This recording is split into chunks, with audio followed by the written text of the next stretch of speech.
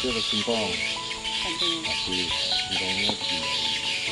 Nah, kalau sapi dikelilingi 4 3 batang singkong, itu nggak dapat makan. Kegiatan yang dilakukan waktu mengikuti program, yang pertama kami proses itu peminjaman lahan dulu.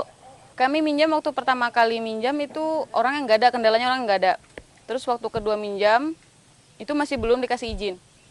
Terus pas hari ketiga baru dikasih izin pinjam dengan luas lahan 20 kali 30 meter. Cuman yang boleh diolah itu sekitar 10 kali 15 meter.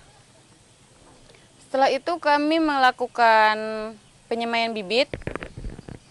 Penyemaian bibit dilakukan di rumah saya sendiri, di depan rumah, dengan menggunakan alat bahan-bahan bekas. Terus setelah itu kami mengolah lahan dari yang pertama melakukan pembersihan. Setelah pembersihan itu pengolahan lahan gambut. Setelah itu kami baru melakukan pembuatan lubang tanam. Setelah pembuatan lubang tanam itu kami melakukan pemupukan, dan pupuknya ini kami membeli, tidak membuat sendiri, kami beli di Mekartani.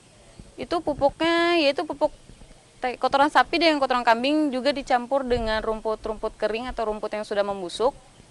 Dan untuk proses penanaman itu dilakukan seminggu setelah pemupukan.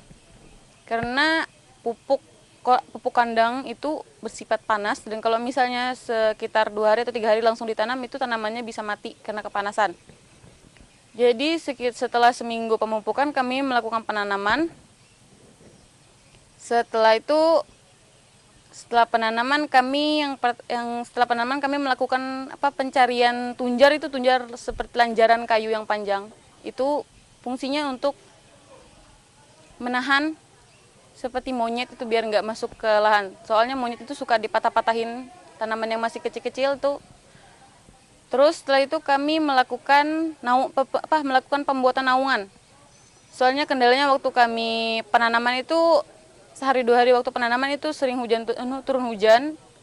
Jadi tanamannya itu nggak cuma monyet yang mata-matain, juga sering patah-patah atau rubuh-rubuh sendiri karena hujan.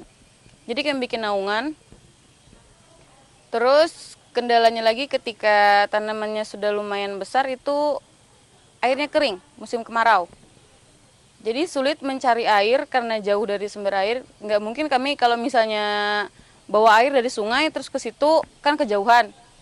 Terus kami cara mengatasinya melakukan irigasi tetes dengan menggunakan bahan-bahan bekas seperti botol mineral yang dilubangi terus digantung, dikasih air di atas tanamannya, dan itu bisa bertahan sampai sehari atau 2 hari.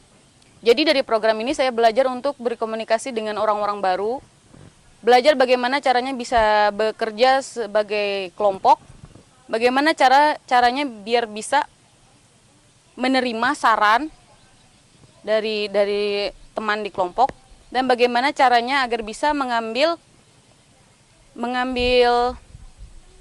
resiko, dan bagaimana caranya untuk mengatasi masalah kalau misalnya saya mengalami kendala dalam proses ini gitu.